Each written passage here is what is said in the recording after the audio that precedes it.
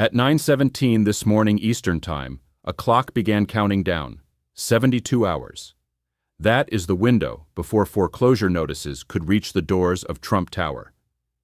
This is not a drill or a warning shot. The sheriff's office is already preparing to act. If you care about what happens when authority meets accountability, pay close attention to what unfolds next. Here is what led to this moment. At 11:03 last night, Friday, January 23, 2026, the Japanese bond market fell sharply. By 2:14 this morning, a reinsurance consortium based in Zurich sent an emergency notice to the New York State Supreme Court. The message was brief. They could no longer secure the Trump Organization bond. By 9:17, a judge signed an order. Immediate execution of judgment. Asset seizure authorized. The entire chain of events from Tokyo to Manhattan took about 10 hours.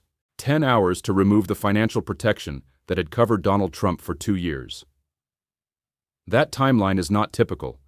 In ordinary bond withdrawal cases, defendants usually receive at least 30 days to find alternative financing. That is standard under New York civil practice. But this morning, Judge Patricia Hernandez, known for strict adherence to procedure, denied any grace period. Her written order stated that, given global financial instability and the defendant's documented liquidity challenges, immediate action was required to preserve asset value. No waiting period, no pause for appeal, just enforcement. Why would a cautious judge depart from normal practice? Because she was reportedly persuaded that even a short delay could allow assets to be moved or restructured in ways that would frustrate collection. And the source of that assessment was the Attorney General's office, led by Letitia James. The same office that has held this $464 million judgment since February 2024.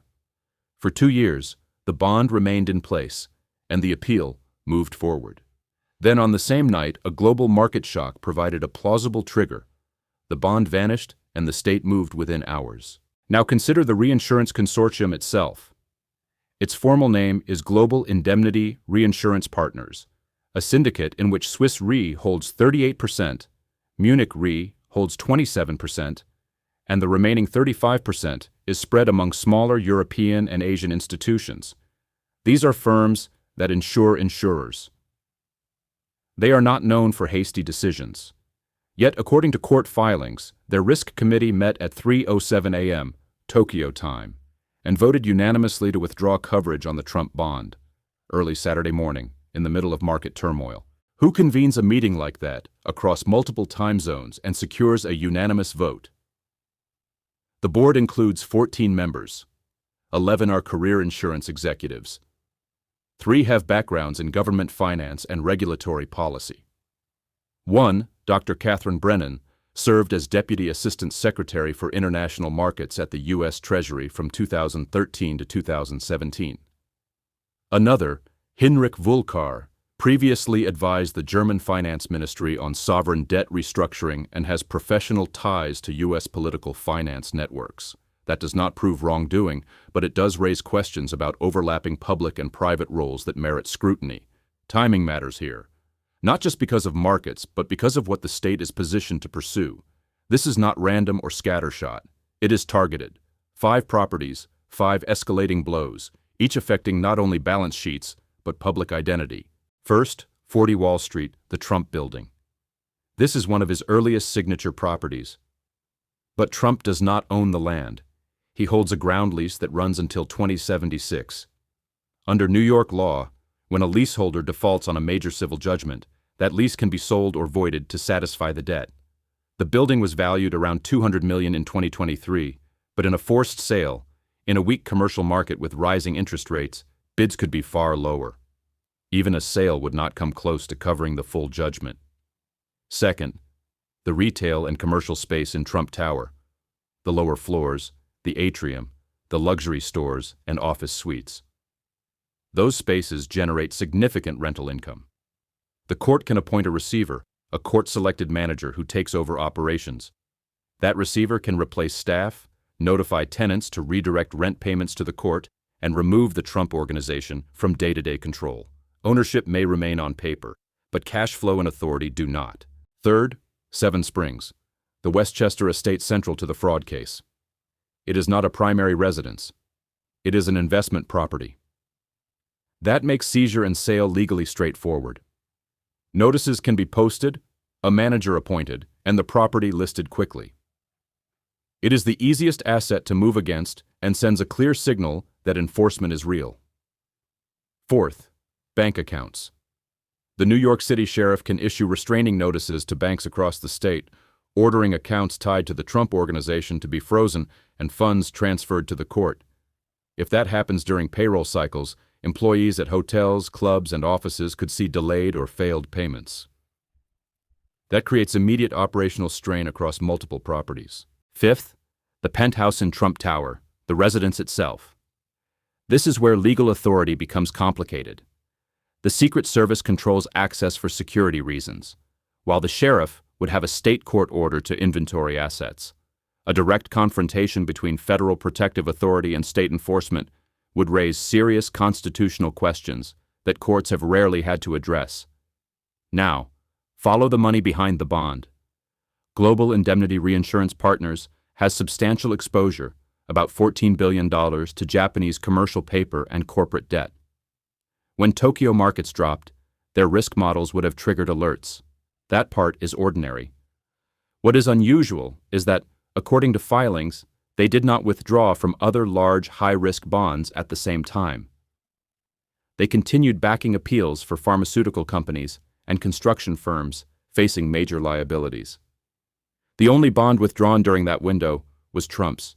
Look at the Risk Committee. It has 7 members. 4 are actuaries. 3 are external advisors with finance and regulatory backgrounds. One advisor, Dr. Richard Castellano, is listed as an independent consultant in political risk assessment. His public biography does not note that from 2014 to 2017, he served as a senior advisor in the Treasury Department's Office of Terrorism and Financial Intelligence. That office reported to the Deputy Secretary of the Treasury at the time, who is now a major donor to Democratic causes. Federal Election Commission records show that Castellano has donated more than $400,000 to Democratic candidates and committees since 2018. That does not establish that he directed or influenced this decision for political reasons. But it does raise standard governance questions. Did he recuse himself? Were potential conflicts disclosed?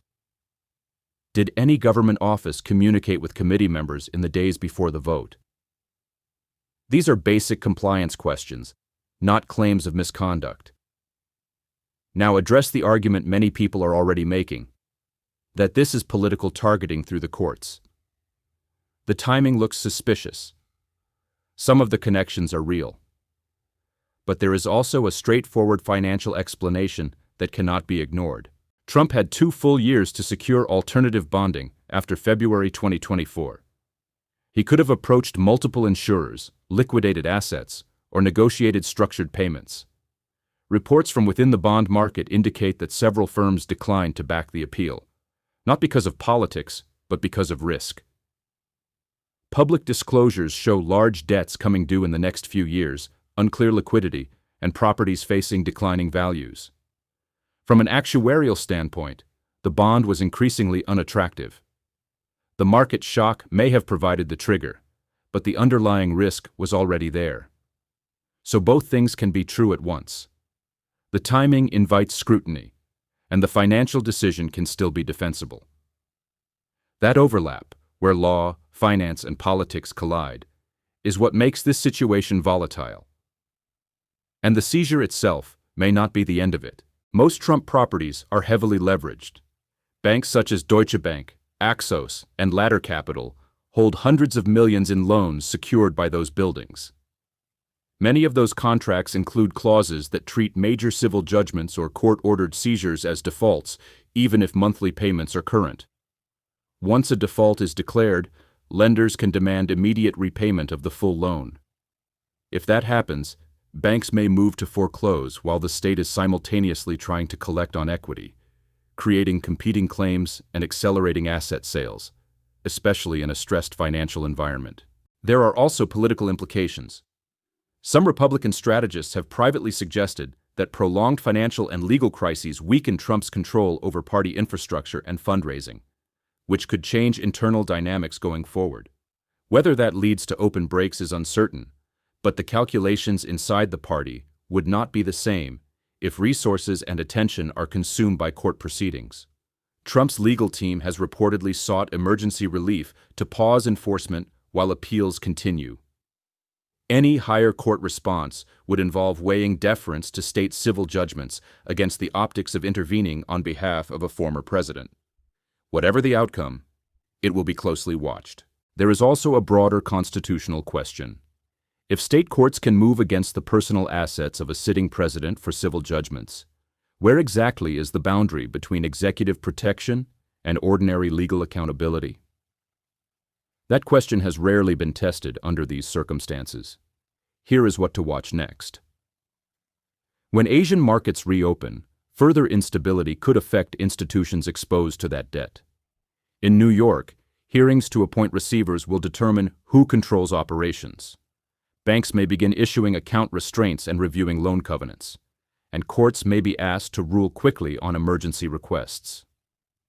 Within days, it should be clear whether the Trump Organization can stabilize its position or whether multiple enforcement actions move forward at once. What happens next will shape not only one business empire, but also how the country understands the limits of power when civil judgments come due.